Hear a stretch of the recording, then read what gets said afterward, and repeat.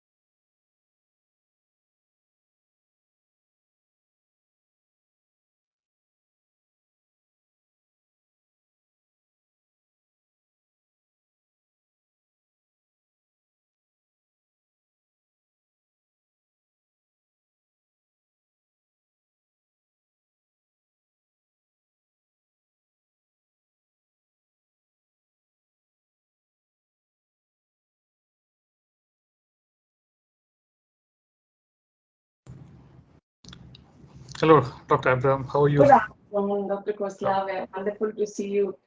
Yeah, same here. The young people don't mind sitting in on a Saturday afternoon, is it? No, I think so. They would really love to be here. So yeah. So I assume I'm speaking to mainly a large, a body of students. Am I right? Yes. Yeah.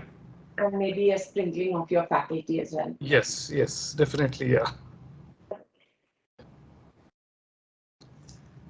Yeah. Maybe I think so. The students probably are maybe waiting for 2 o'clock. So we can just wait for We another. still have time. I Yeah. think a little ahead of time.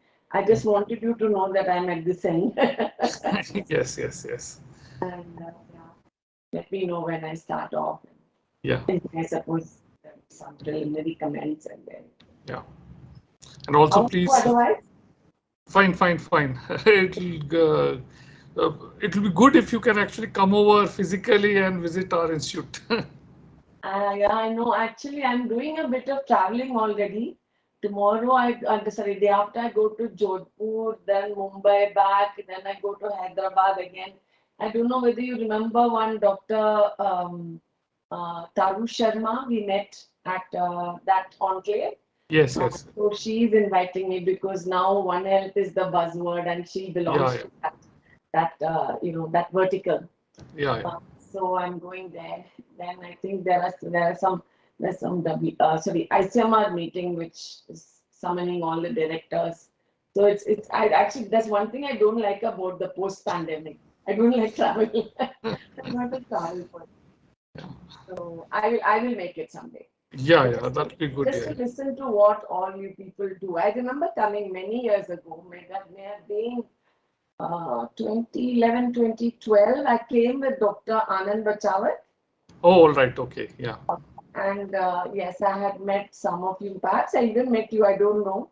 I No, I, never met. I, I have only recently come to IMTech, so it's only 2 years. So, Okay, only 2 years. Okay, fine. Yeah, like me, I'm only 2.5 years old here. Uh, okay.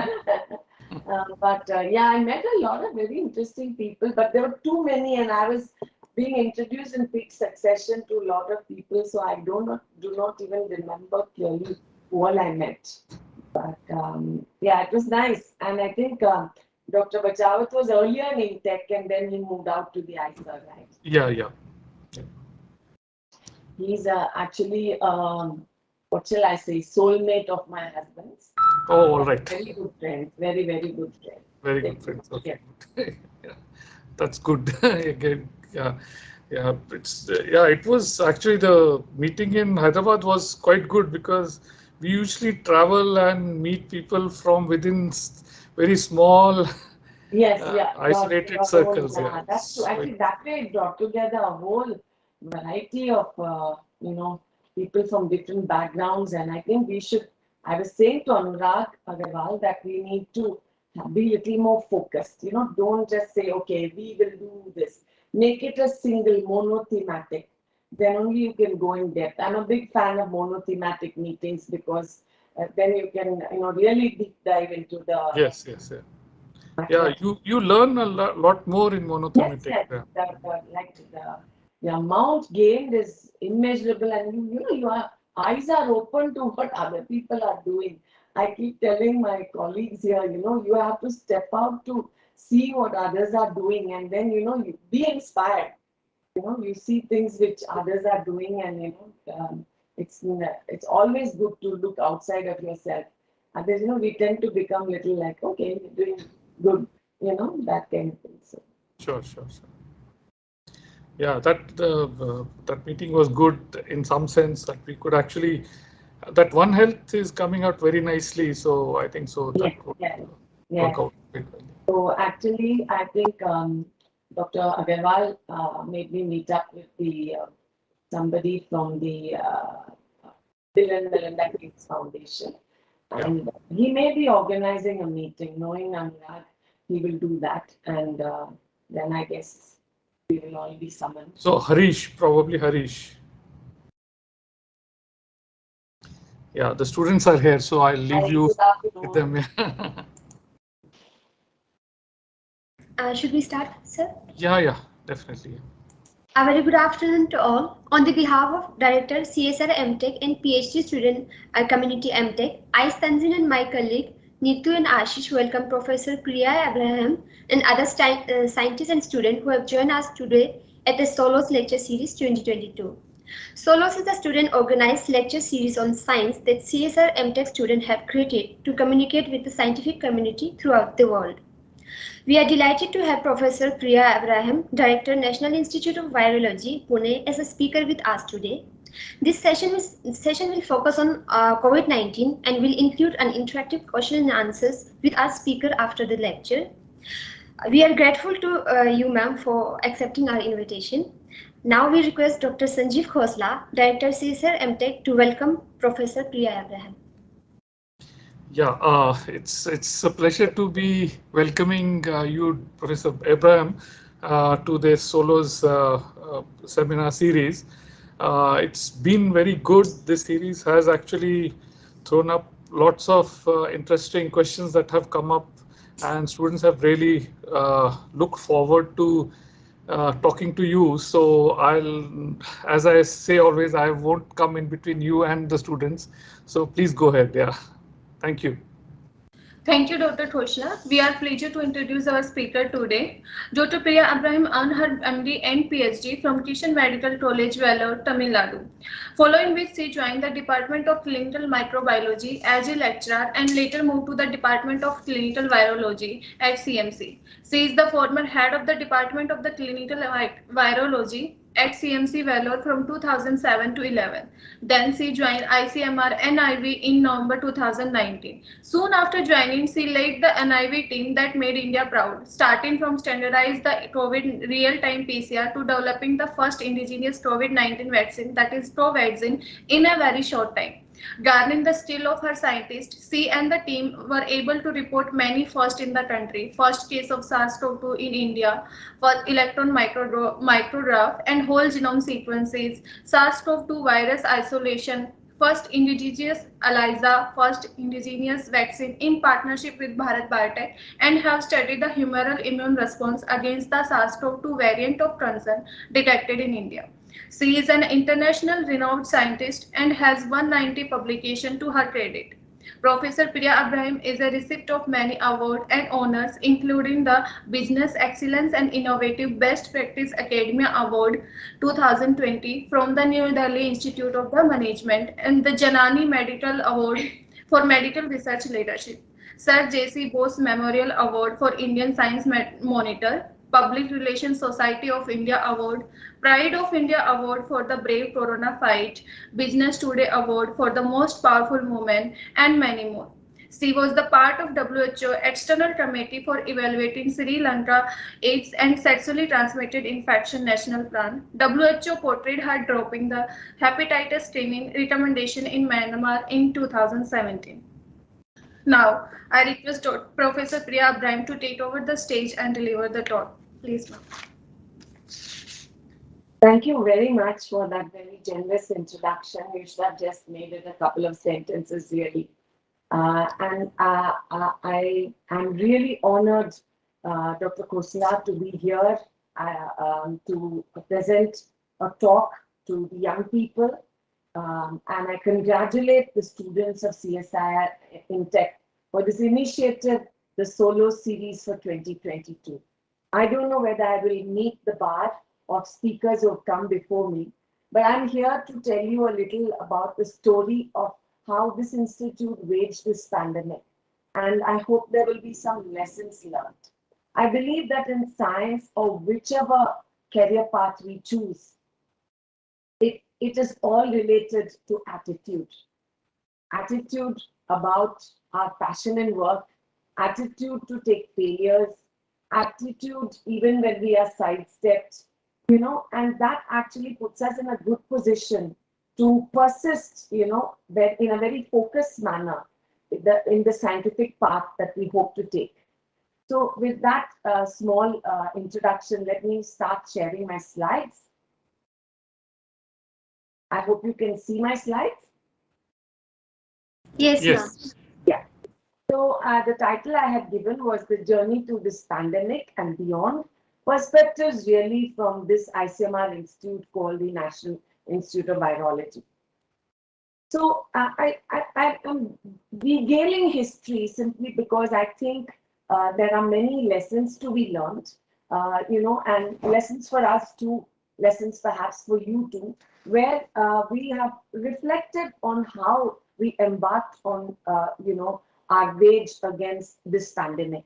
So way back in Jan 2020, Jan 10 to be precise, I got together with both my physician scientists and my laboratory scientists.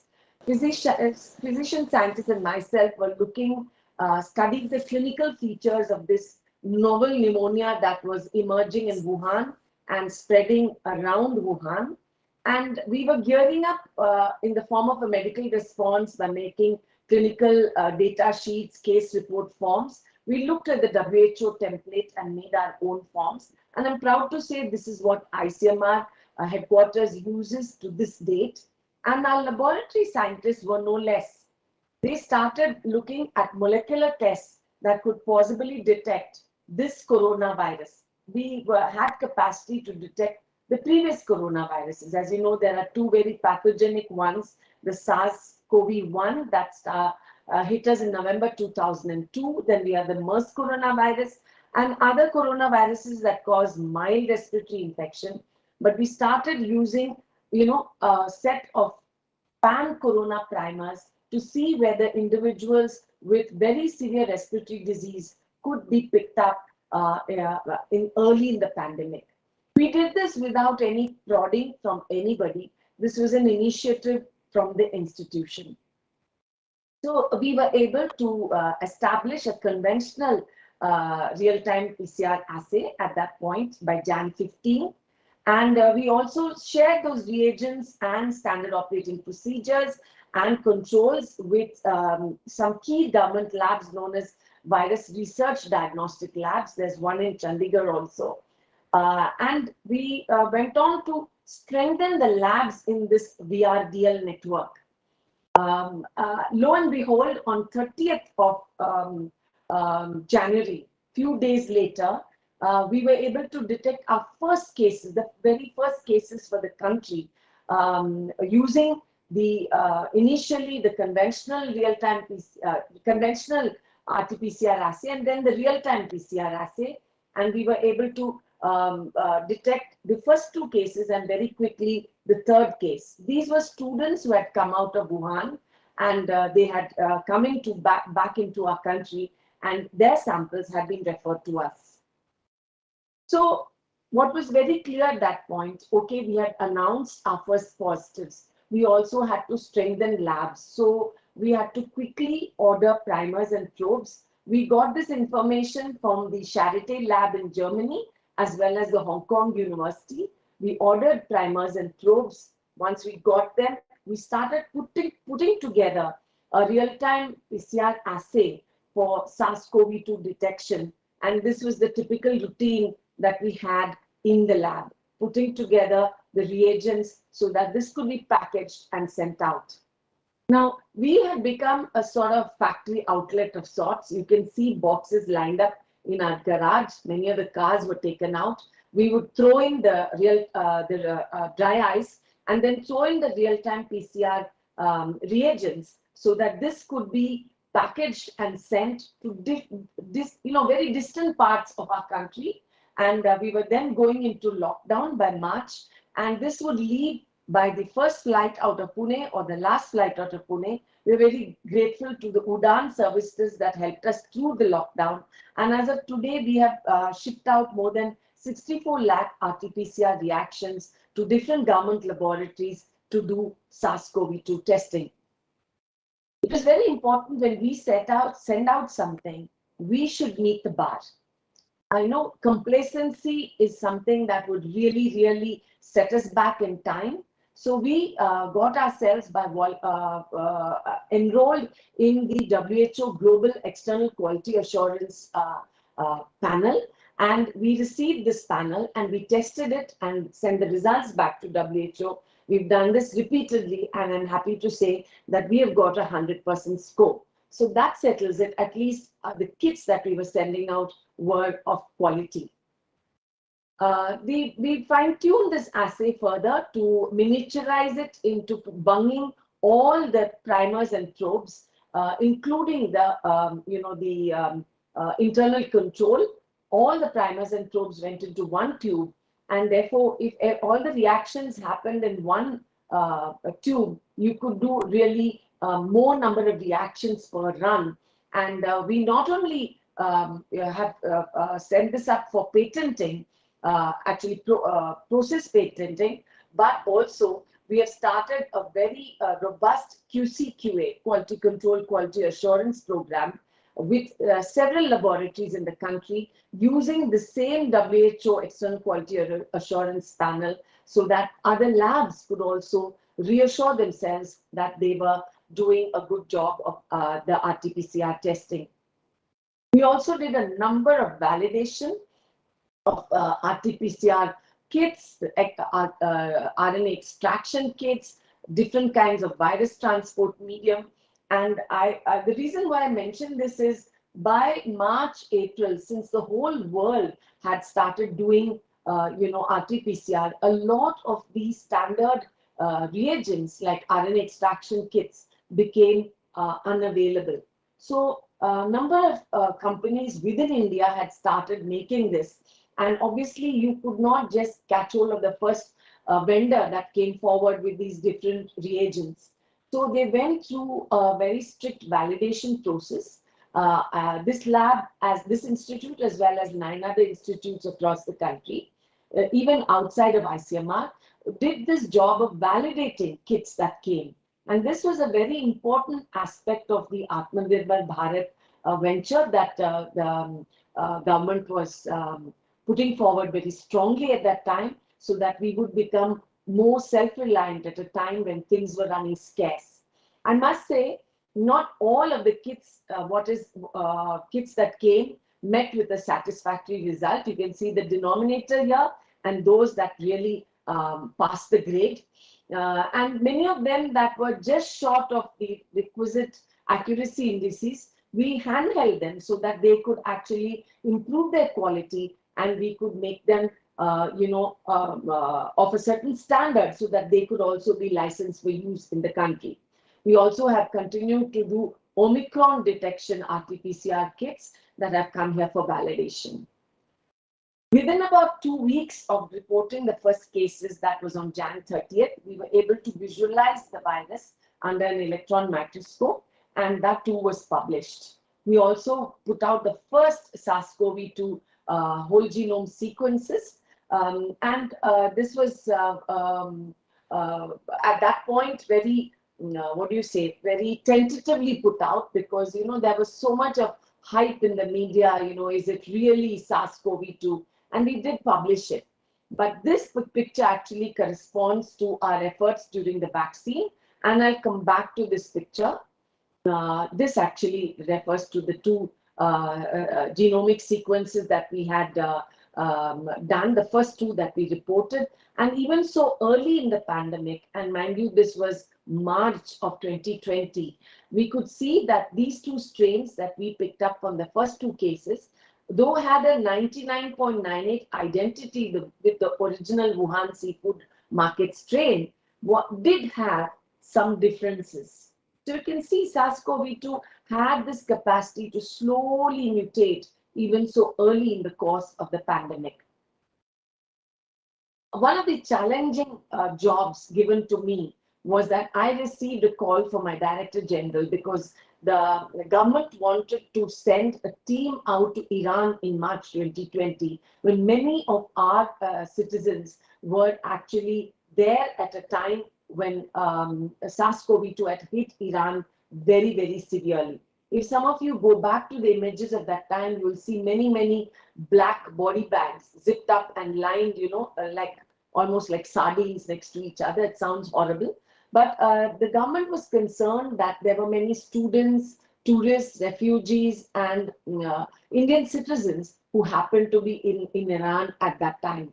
So they wanted a team to go out, test, and possibly set up a lab. screen people, so at least the negative people could be repatriated into the country. So at that time, there was much fear about where this virus was going.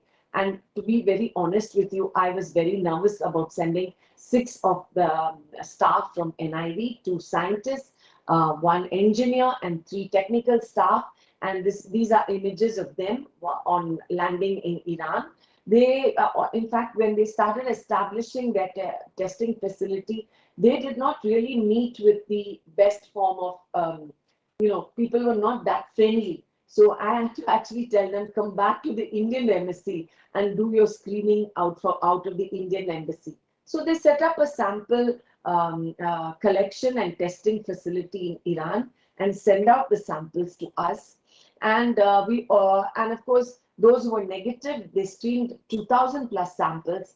And at that time, the positivity rate was about almost 16%. We also helped in the repatriation of Indian nationals from the Diamond Princess cruise ship that was docked off the Japanese coast, and also rescuing a number of Indians when Italy was having cases that were soaring very, very high in the early part of 2020. We were called to do many things where there were many demands on training and capacity building. So we didn't do too many in-house training. We did only 13 trainings because at that time we were we were curtailing these face-to-face meetings. We did 13 groups training. Many of them were medical colleges in Pune and in Maharashtra, and even the NDRF, the Natural Disaster Response Team, they came to us and we trained them as well. These are images of my colleagues giving them the training. And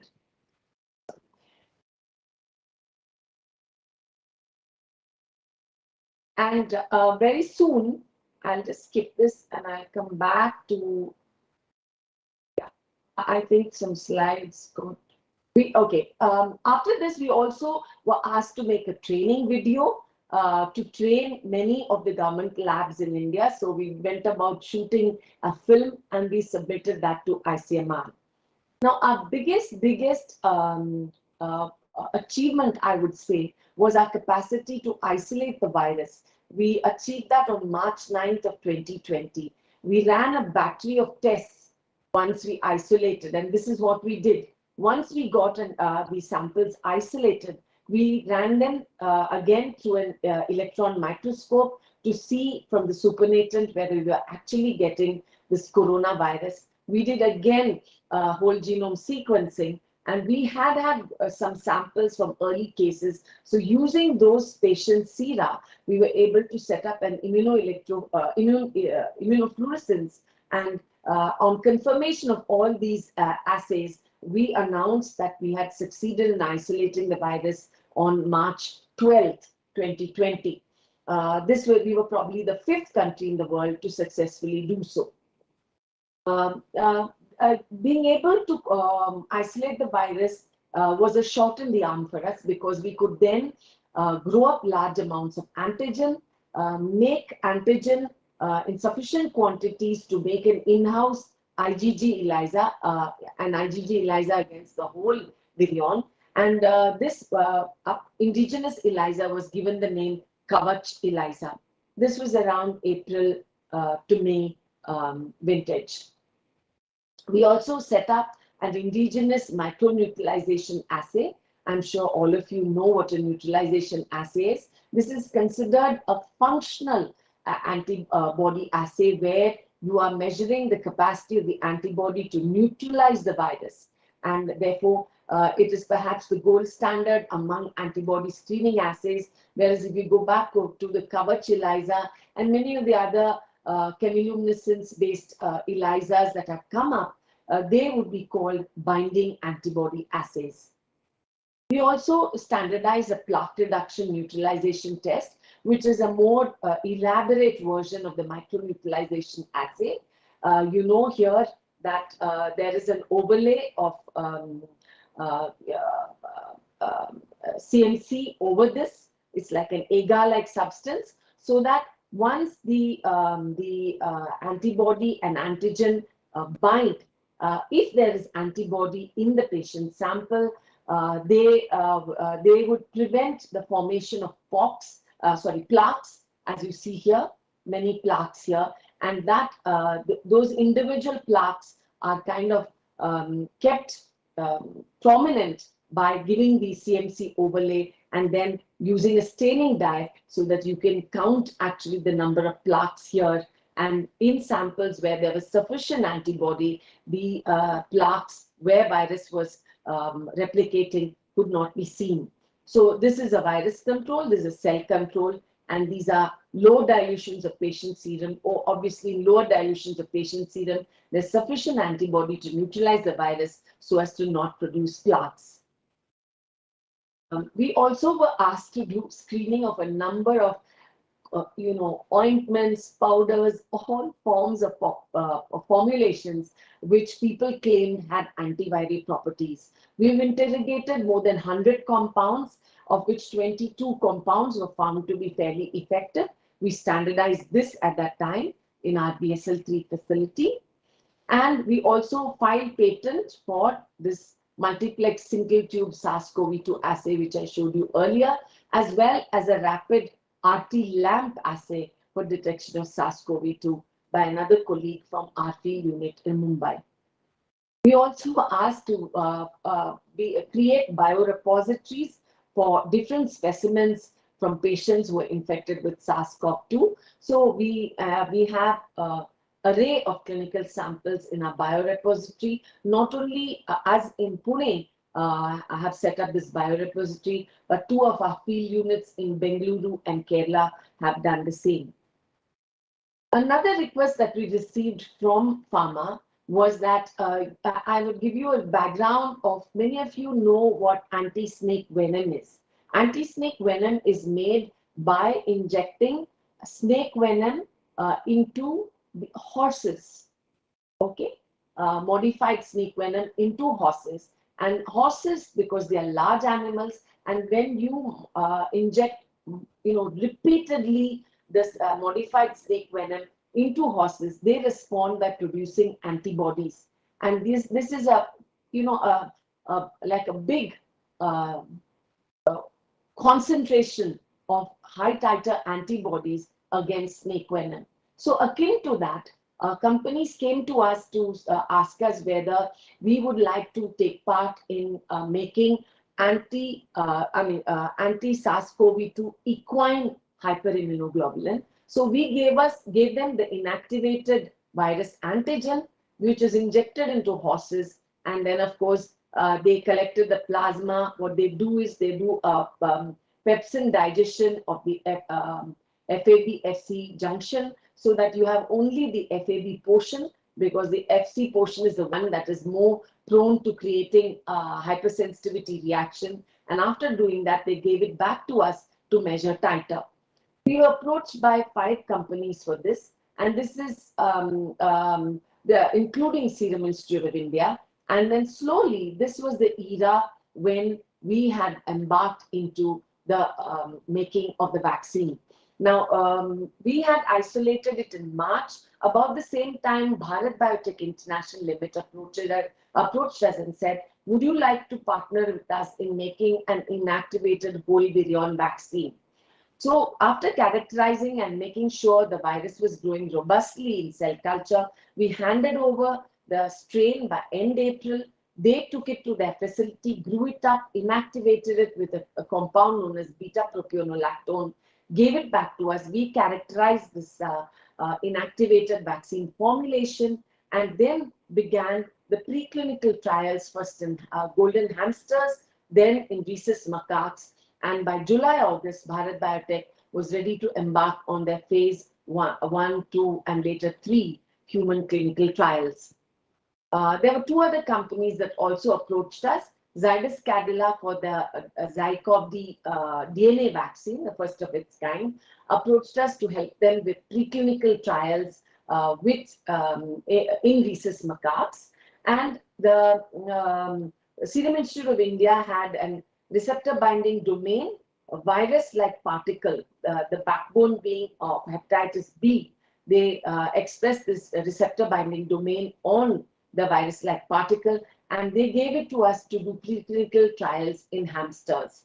These didn't go too well, so I think Serum Institute of India, that they were not happy with the results, and I think they have not persisted with this particular vaccine formulation. But Zydus Cadila had taken our results onwards and gone on to clinical trials, and they are now trying to introduce a pediatric vaccine into our country.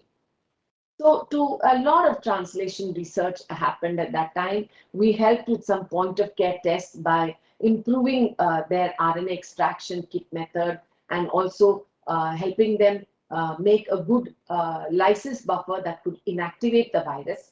Our Kavach ELISA, through an expression of interest, was transferred to 7 commercial firms. You can see there. We helped with the famous nationwide convalescent plasma trial known as the PLACID trial. Unfortunately, the results showed that convalescent plasma didn't really help in the therapy of SARS-CoV-2. Maharashtra was ready to start a PLATINA trial, but then seeing the results of the PLACID trial, that actually went off the rails.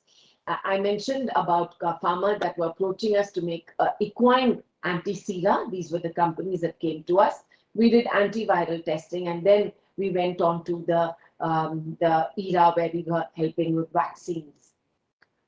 We have also gone into, helping with environmental surveillance, and we started this quite early, actually, in late 2020, November 2020, doing surveillance of, sewage water, because we all know SARS-CoV-2 as part of its natural history. After being detectable in the upper respiratory tract and lower respiratory tract, eventually this virus starts getting shed in the stool. And individuals later in the course of illness can be actually shedding virus in stool. So we use this as a surrogate marker to understand whether there were still SARS-CoV-2 infections in a particular locality. This was actually pioneered by our field unit in Mumbai, where they did this sewage water sampling and did RT-PCR to see the SARS-CoV-2 in sewage water.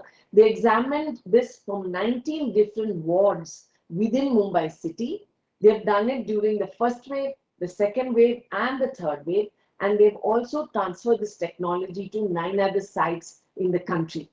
So their technology was found to correlate very well with SARS-CoV-2 clinical illness in any particular locality. And therefore, the hypothesis that this could be a surrogate marker was proved true.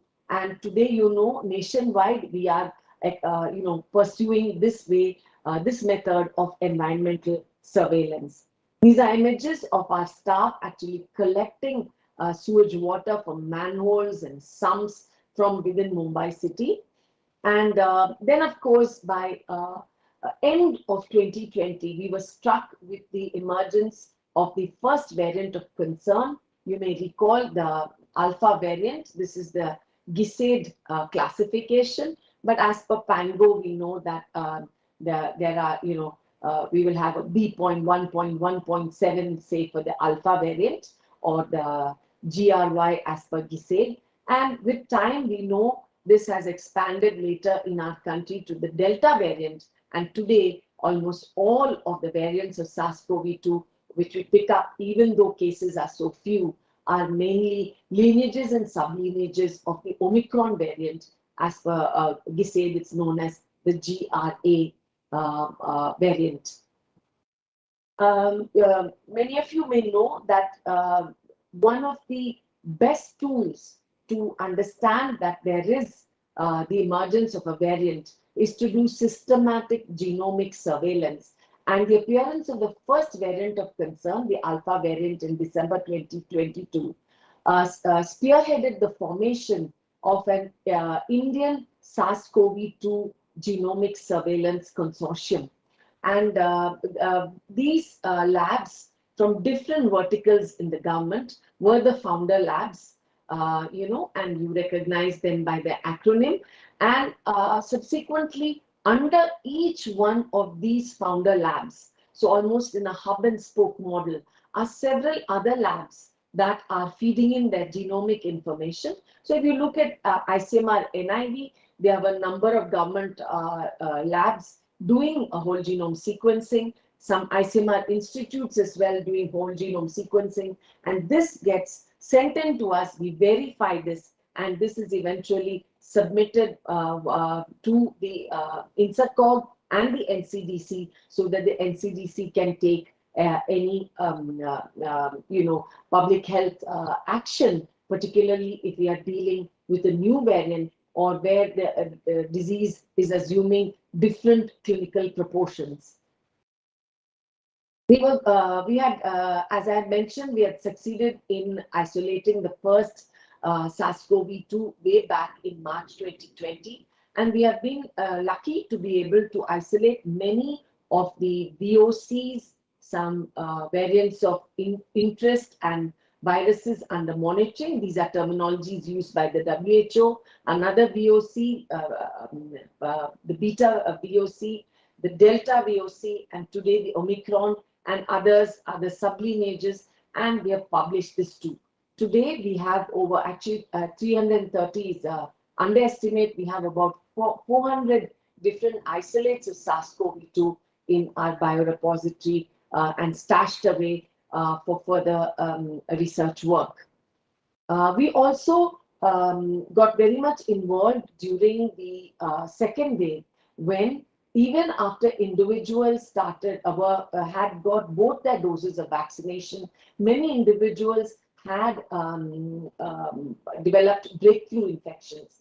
So we took samples, received samples from 17 different sites in the country, and after whole genome sequencing, we found that 86.4% of all strains were the Delta variant. This was a period between April to late May of 2021, and we all know that was the time of the second wave of SARS-CoV-2, and definitely Delta was incriminated in these breakthrough infections even after complete vaccination. We have also interrogated situations where, inadvertently, instead of getting 2 doses of Covishield or 2 doses of Covaxin, in Uttar Pradesh, 18 individuals received first Covishield and then Covaxin. It was an inadvertent mix and match, but that was a good opportunity for us to look at the antibody response in a heterologous kind of vaccine delivery mode. So we looked at the PRNT or functional antibody titers in individuals who received 2 doses of Covaxin, 2 doses of Covishield, and a Covishield plus Covaxin, and we examined this against different variants of concern. So we started with the B.1 is the original Wuhan strain, which vaccine is made up of, the alpha variant of concern, the beta and the delta.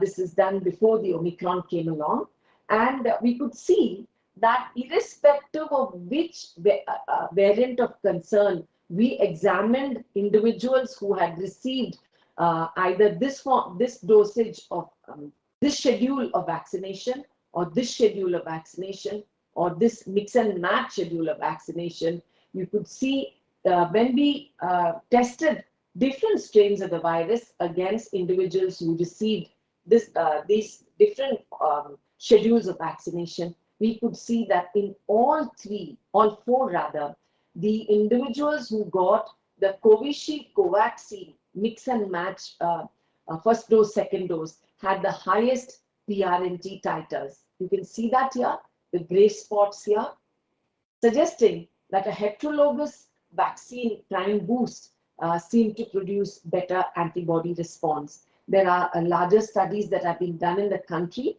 and which will be also published and made known to the public very soon.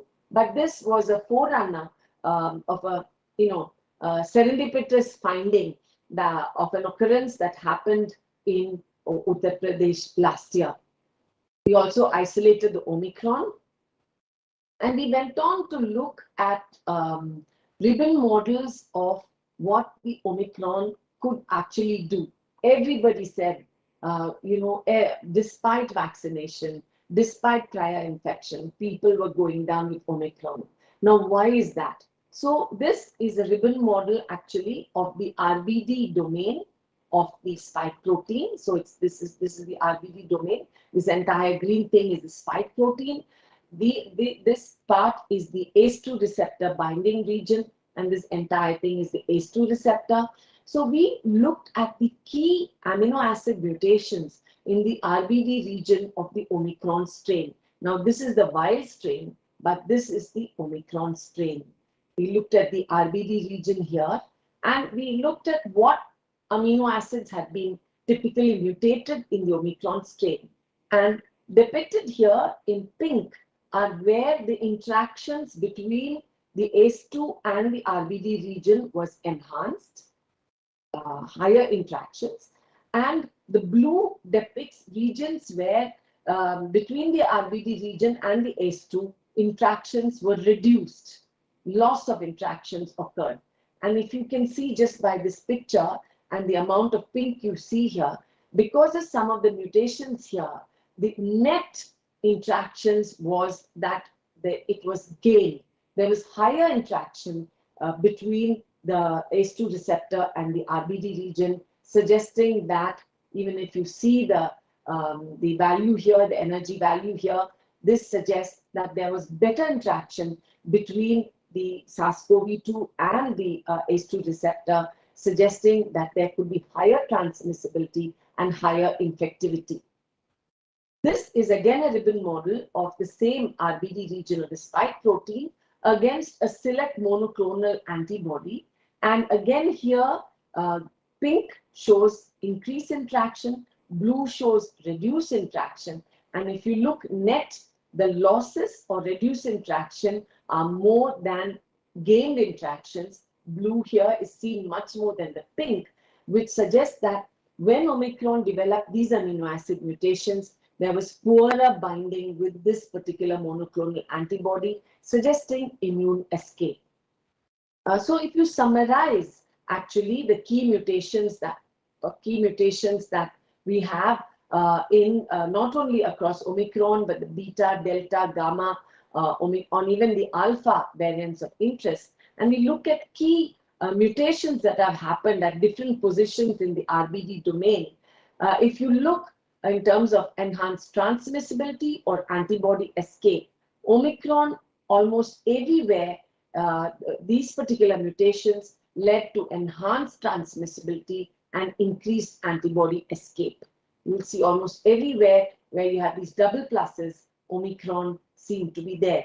So if you look in terms of transmissibility and you compare the variants of concern for lowest transmissibility to highest, Omicron heads the pack, and in terms of lower amount of antibody escape to higher amount of antibody escape, Omicron heads the pack, irrespective of the sequence of other VOCs. So probably this is the reason why a lot of breakthrough infection happened during Omicron, despite vaccination plus natural infection. And these are some of the changes that would explain this phenomenon. We also looked at antibody response in those individuals who had received 2 doses of Covaxin, and we looked at their antibody titers 6 months after receiving that primary 2-dose schedule.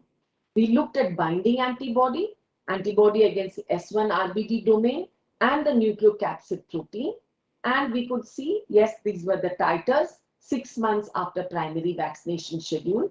We looked at the PRNT titers. This is the geometric mean titer of the PRNT values against the B.1, which is the Wuhan strain, the Delta, Beta, and Omicron. And we can see, yes, there is antibody detectable, but Omicron's antibody response is perhaps the lowest. So we back this up with another set of studies where we looked at what will the booster do if we gave booster to Covaxin recipients with a booster or a precautionary dose. And you can see, if you see the titers, geometric mean titers here or here, you can see after the booster, actually, the titers have gone up much, much more across the board, but of course, being the lowest with Omicron. And this is actually a pictorial image of 6 months after 2 doses with the Wuhan strain after booster. See the titers going up. Sorry, it went up 19-fold. With Delta about 16-fold, with Beta about 14-fold, and with Omicron, even though the titers were the lowest, the boosting was about 18-fold. So I won't go into all of this. You can see that ICMR-NIV was involved in very multifaceted initiatives during this pandemic. But I want to switch to something which is even more important, the teamwork. So I had set up teams, for sample collection, be it receipt and coordination, testing, reporting, kit validations, not just RT-PCR kits, but serology kits, different aspects of virus research, the whole genome sequencing and characterization, virus culture and antigen preparation, kit developments. We made our own in-house RBD antibody detection ELISA, nucleocapsid detection ELISA, and we have checked it against international standards. In fact, it's standardized against them. Drug repurposing ventures, immunological studies, and so on. And also many other logistic issues of purchase, procurement, reagent distribution, training, overall logistics, signing MOUs and MTAs, interaction with the media, campus logistics and security. We had to handle journalists because everybody had become so, so hyper about getting a scoop on SARS-CoV-2 when we announced the first cases. So we had a team to manage that as well. I'm also very grateful to the teams in our 3 field units. And I will just dwell on some of the lessons learned. Proactive approach definitely helped to respond to challenges that came with this pandemic. Teamwork and interdependence contributed to enhancing our resilience because we were pulled in so many directions to deliver on so many counts. Diagnostic and research tools must be built on quality. I believe even in research, we need to adhere to quality. Introduction of many made in India reagents helped to, reduce the crunch of shortage of reagents to test for COVID in those months of 2020. The pandemic has definitely enhanced the laboratory capacity of many smaller labs and private labs that could just do maybe a rapid card test or an ELISA, now can all do a molecular assay. And despite the pressure of time, my colleagues and me were very clear that there was no room for shortcuts. We have continued to be active with our genomic surveillance, which has been very effective in monitoring, points of entry, community spread, and also following up the clinical presentation of how new variants were presenting in the community. So will history repeat itself in terms of will our generation, see another pandemic? And the simple answer is yes. How, what, where, when is what we do not exactly know. Will it be a new flu virus? Will it be a new HIV? Will it be new Ebola? Now we are seeing an outbreak, which is the monkeypox. Will it spread from mosquitoes, ticks, animals? Will it be very effective in human-to-human spread? We not only have discovered new pathogens in recent years, but there's been an emergence of old ones in recent years. And diseases have been able to spread further and faster because of the speed of travel that we see today. So to delve back into the past, if you want to just look at the pandemics of the past, very early 165 AD or so, you can see the death toll with each of these massive outbreaks and pandemics. I mean, staggering numbers. The plague, then later that we had smallpox earlier, cholera outbreaks, yellow fever, which was not that big, the different forms of flu. Remember the Spanish flu of 1918, HIV when it hit us in 1981, SARS-CoV-2 earlier in the century, the swine flu in 2009 and thereon, and MERS coronavirus. Again, toll was not so much, we were able to contain it, but with SARS-CoV-2, we are actually 6.3 million deaths and counting. So what is the main trigger factor for especially newer microbes, newer pathogens creating havoc in different populations? Most of them are zoonotic and they are naturally transmissible within animals, and very occasionally they happen to jump from the animal to human, scaling the animal-human barrier. Animals definitely have a huge role to play, and the pathogens may not just be viral, they may be bacterial, parasitic, or even an unconventional agent, like we speak about prions. And then, of course, this does pose a huge public health problem, can lead to several casualties, and also has a huge impact on the economy of different countries. So where do these emerging threats come from? They today 2/3, or shall I say 70% of all new infections of this kind definitely come from animal origin. Why is it happening? There is a rise in international trade of exotic there's also sale and consumption of exotic meats from wet markets, particularly in some parts of the world. There's intensive and sub-hygienic livestock farming. Everybody is just trying to make the quick buck. And there's urbanization with the agro industry fueled by encroachment and eroding into forests, where we are putting those who go into the forest at increased risk of animal-human contact. This leads to more animal migration from where the natural habitats of these animals are, increases the range of spread of disease via vectors, increases greenhouse gas emissions, therefore changing the climate. And to sum up, really, there is a large-scale exploitation of the environment, which is really man-made.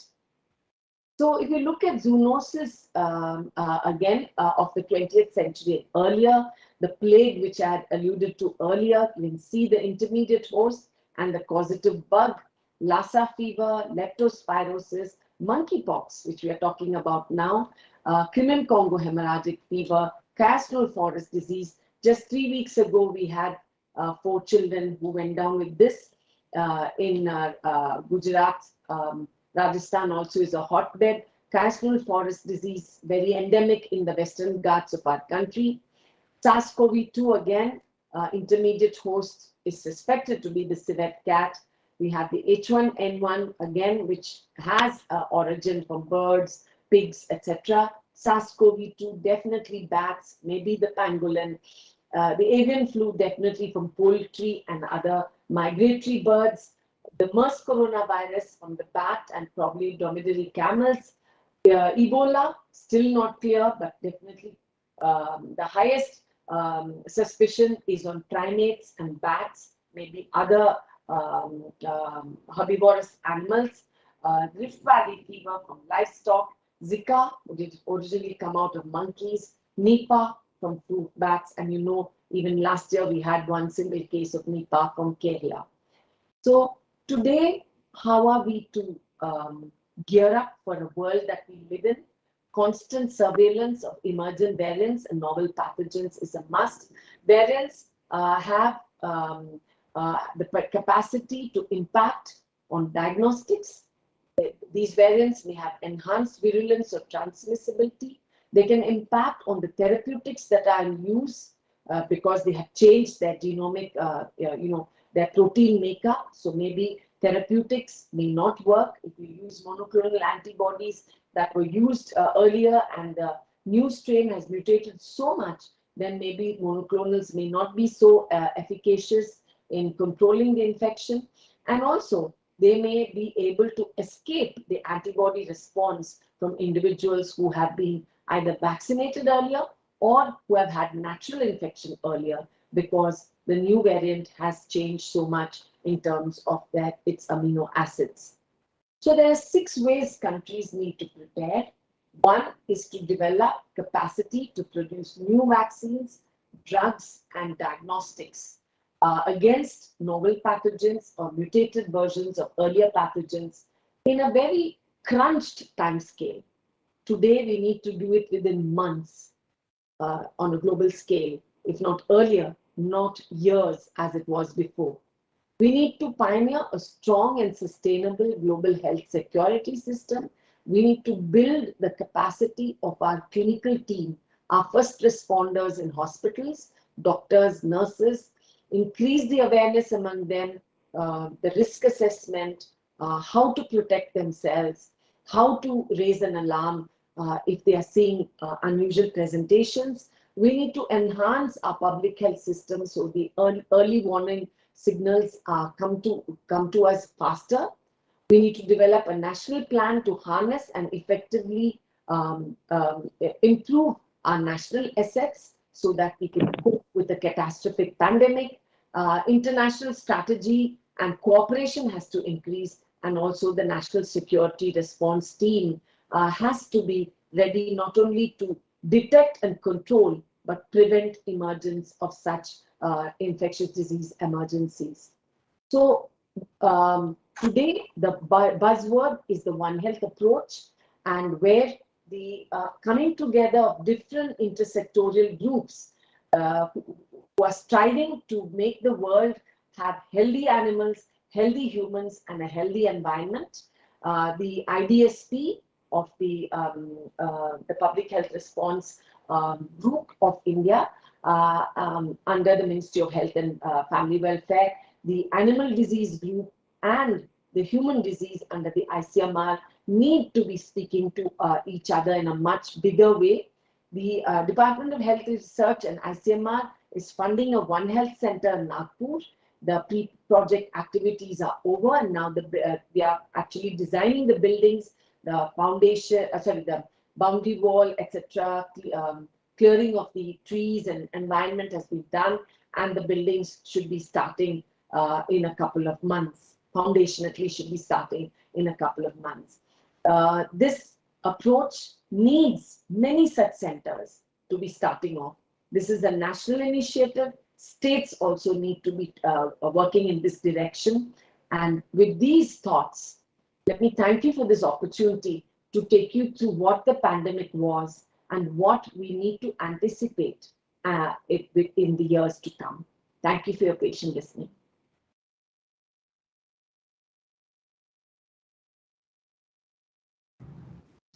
Thank you very much. Students can, yeah. Thank you, ma'am. Thank you for walking us through the measures involved in dealing with SARS-CoV-2 virus. It was a very informative and interesting presentation. We will have a brief question and answer session now. Anyone in the audience with a question may raise their hand. You may also type your query in the chat box.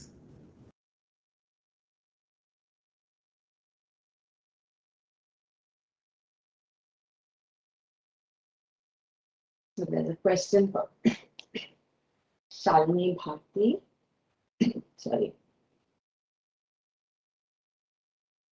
Good afternoon, ma'am. It was a really interesting topic.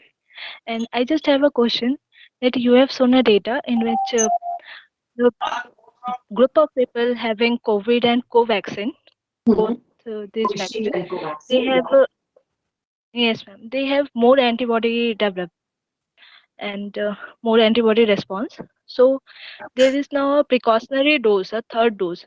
So is there any idea that in the third dose we have to just shuffle between COVID and Covaxin? Is there any study related to it? Yeah, so that's always a question that comes, why don't you give us the permission to mix and match? So that's a decision that has to be made at the national level.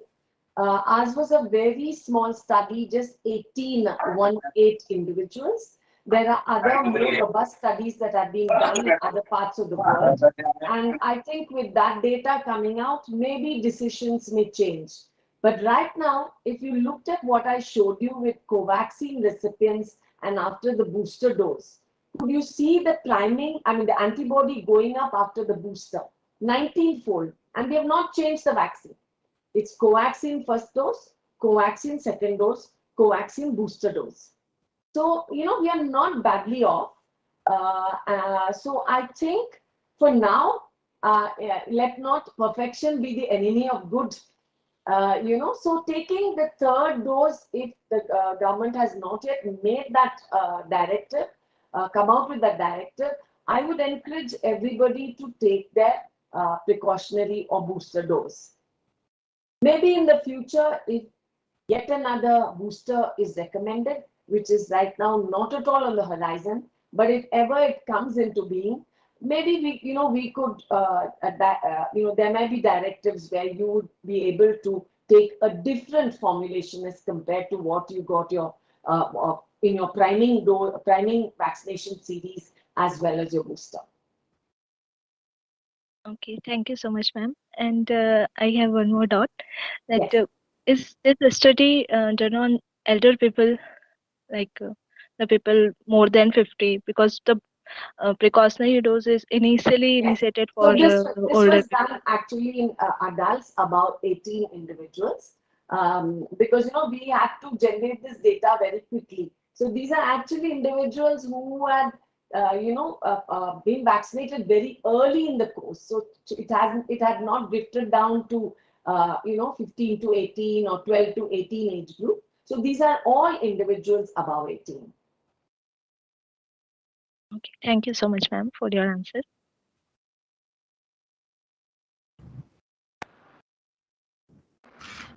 Now we have one question from seminar on main building. Hello. Yes, ma'am. It was nice talk for us. I have one small question. Whether the prolonged side effects of vaccines were studied. Hello. I think that, you know that adverse events are always noted whenever, even if some vaccine gets emergency use authorization, the adverse events have to be systematically noted. I am not aware of, because we were not a facility that was issuing the vaccine or involved with the clinical trials, except that we supported with the testing of samples for clinical trials. But I am not aware of the final data, the side effects of Covishield versus Covaxin. But a lot of them are available there on the public domain. I can see some questions coming up. Should I read them off, Dr. Kosala? Or Yeah, go ahead. Yeah. What is the status of the pediatric vaccine? As you know, today we have two vaccines for the pediatric age group 12 to 18. One is, of course, the Corbevax, which is from eBiologicals, and Covaxin. Corbevax is another vaccine which looks very, very promising.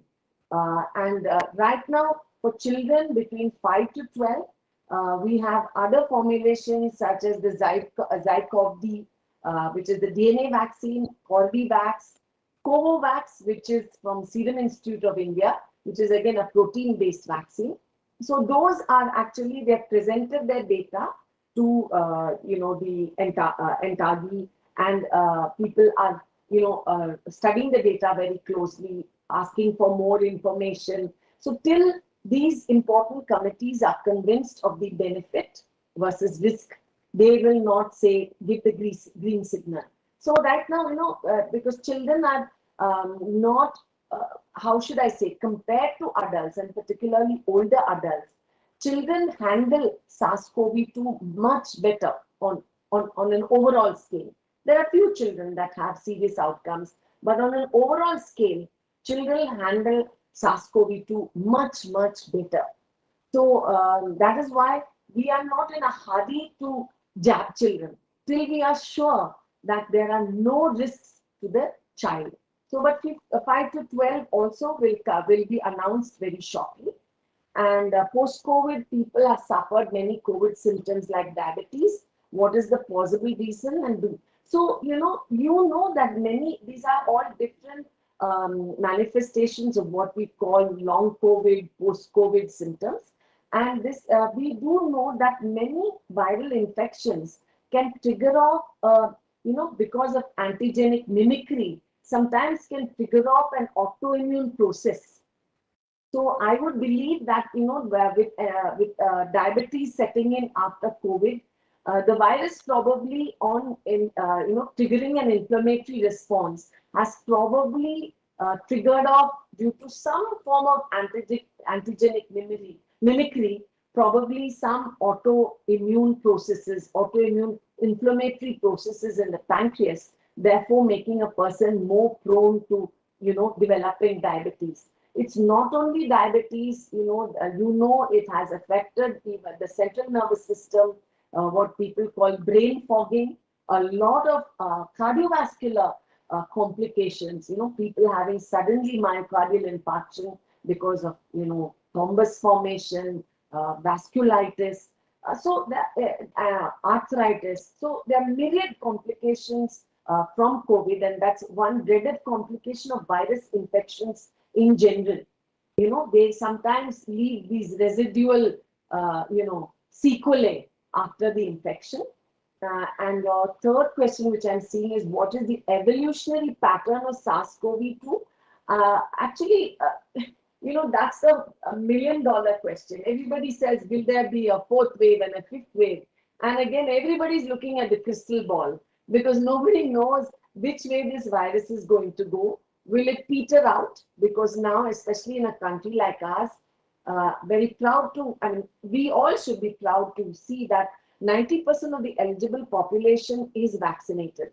And another large number of people, because of the crippling second wave, have been exposed, even in the Omicron. So we enjoy a hybrid immunity, of both vaccination and natural infection. And that's why maybe Omicron is not creating such a big, amount of casualties in our country as compared to some parts of China, Hong Kong, where they had a zero tolerance to SARS-CoV-2. So people were not exposed to the virus. And then there were segments, especially in the aging population, that refused vaccination. So such individuals are sitting ducks because they have no, immunity to this virus. So it has caused wreaked quite a bit of havoc in other countries. But Omicron has not caused that much of havoc in our country, though there were a number of infections. But which way this virus will go? What are the next mutations? Will it be, 10 times more mutated than Omicron? Will it lead to a more virulent strain? Is anybody's guess.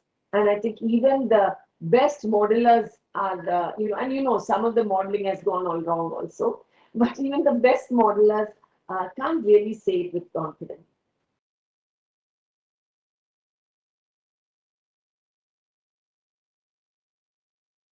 Any more questions, students? Oh. Ma'am, one question is in chat box. What is the probability of fourth fourth wave? I just answered, saying that we really don't know, but right now India is looking good because for the reasons I just mentioned. But I do think that you young people, must encourage all those who haven't been vaccinated to take the vaccine. And I repeat the adage, let not perfection be the enemy of good. I remember one young person who was here working with me in the director's office. She said, what is this whole virion inactivated vaccine, old-fashioned technology? Why don't we have mRNA? I will wait till mRNA vaccine comes. But when she saw the second wave, she ran and took her vaccination. So some immunity is better than this perfect immunity. And obviously, whatever vaccination that has been delivered in India has served its purpose. At least, the kind of casualties we faced this time last year, we are not seeing that. I just had one add-on to what you just talked about, exposure versus infection itself. Actually, some people do ask me also, how does the exposure actually help rather than the infection itself? So if you have any answers to that, yeah. So exposure actually has a different kind of immunity, so to say, because actually if you check the antibody level, antibody range in those who have been exposed earlier, they have antibody titers not only to the spike protein but also the nucleocapsid protein, because they have experienced the whole virus, as compared to all these vaccines which are targeting the spike protein. So there are two schools of thought, and both these people are very passionate about their, what they believe in. There's a group of people that says, oh, natural infection trumps any vaccine, because it's a rounded immunity that we get. That means exposure or natural infection, you get a range of antibodies because you've been exposed to the entire virus. There's another group that says nothing like vaccine. The advantages of vaccine is that, especially with a vaccine such as Covaxin, which we worked with, this vaccine had two adjuvants. One was alum or aluminum hydroxide, which is a very potent stimulator of human immunity, antibody-based immunity. It also has another compound known as IMDG, imidazoquinoline, which is a TLR7 and 8 agonist, which is a very good booster of T cell immunity, cell-mediated immunity. And to have the memory cells, the T and B memory cells is what we need, to keep us protected should we be exposed to the virus. So I feel not that you need to go and experiment with natural infection. I think the vaccine does help you, keeps you protected. The risk of trying to say, let me just get the infection, vaccines don't work, is that just now you had a question from the floor about, diabetes and long COVID. So, if any of us gets an infection, of course, now that we are vaccinated, we may not get such serious consequences. But somebody who's completely unvaccinated and wants to, is typically this anti-vaxxer who doesn't want to take vaccine. Remember, you may be that one sorry person who develops long COVID or the long-term sequelae of a COVID infection. We have heard of people in their 20s and 30s having a sudden cardiac arrest. So I think vaccination still trumps over waiting to get naturally infected. If you happen to get naturally infected, great. You have an additional kind of immunity, but I don't think we should go fishing for it. Dr. Beena Krishnan. Okay, I want to take that last question, which says, what is the reason that some people get fever after vaccination and why some people show no such symptoms? Okay, you're saying that they react, yeah. So that, the post-vaccination symptoms are due to two things. One is our intrinsic, reaction to a foreign protein. You may react very mildly. I might have fever for 3 days and be out because, I'm reacting, my reaction to a foreign protein is much more enhanced. Maybe I'm little more on the side of being, having allergic symptoms. So my reaction will be much more florid compared to yours. And that is genetically coded. How we genetically respond to a foreign antigen. The second is some people have had an asymptomatic infection. So they have some amount of immune response. So when they have been exposed, even asymptomatically, when they get the vaccination, they mount an immune response, and that is the cytokine release as part of the immune response to re-experiencing the antigen that is there in the vaccine after having you been exposed, with a mild infection in the past. So these are the two reasons why some people react, some people don't react. But a lot of that is also genetically determined, apart from pre-existing immunity. So, Professor Priya, thank you so much for joining us and delivering that fantastic talk. My question is that the present, we know that at present most of the virus moving around is Omicron, but our vaccines are still the Wuhan virus, That's a very, right? very good question. I think it's the best question we've got so far. And actually, then I'm part of a WHO a TAG COVAC group, which is looking at the composition of future vaccines. So they have looked at the data, and particularly they have very sound animal data. So what they find is that if you had Omicron infection alone, your antibody response is little more broad-based. Because your how should I say, you have such a divergent protein, and if you have been vaccinated by the original strain, the breadth of that antibody response is very different. The Omicron strain versus the original strain, because the strain has mutated quite a bit. But when they looked at the strength of the immune response, even if you have had the the original strain vaccine and then taken a booster dose, the strength of that vaccine response is very good. It would be great that if we could make vaccines based on Omicron, but who knows, 3 months down the road, will it be Omicron? Something else. Yeah. Right? So, you're right. Imagine, if you don't mind, I'll just complete my thought process. Now, to battle Omicron, it would be great if we had an Omicron vaccine. And there are companies that are beginning to make, especially the mRNA companies that are beginning to make an Omicron-based vaccine. But the problem is, tomorrow if we drift to another completely different variant, this becomes redundant. So we have to weigh the merits of using a vaccine for now versus the original strain, which is not doing badly at all. And what happens is only the very cream of society and the developed nations will have access to this Omicron-based vaccine. If we say only Omicron vaccine works, that would be a mistake.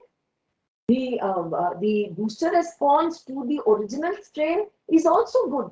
But against the Omicron strain, it's not so good, obviously, because the vaccine formulation of the original strain is different.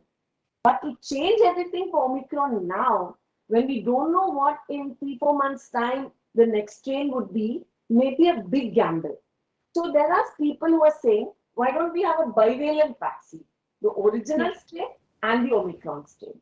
So those things are being under consideration. But nobody wants to just throw out the old strain, because the old strain is not completely irrelevant.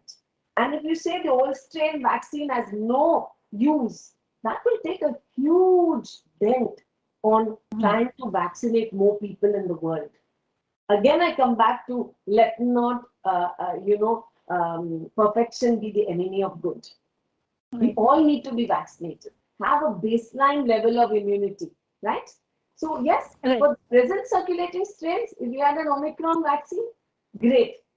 Okay. And they also found that if people were primed with the original strain and then got Omicron, the original strain vaccine versus priming with the original strain and then got an Omicron vaccine. So it's booster with the old strain, booster with Omicron. The differences were not so sharp in the amount of immune response, but the width was little better. That's a fact. Yeah.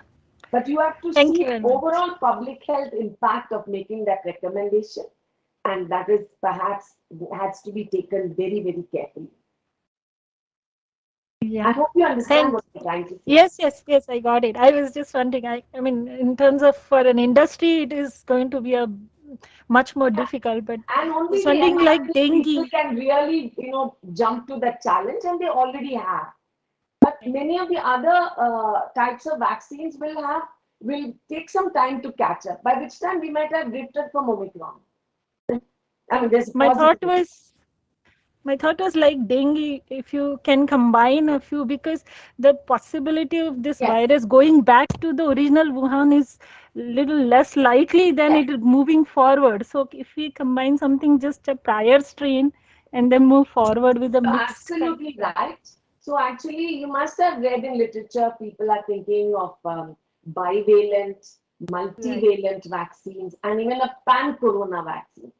So yes, people are thinking along those directions so that to expand the breadth of the immune response. And your question is very, very valid. Thank you very much.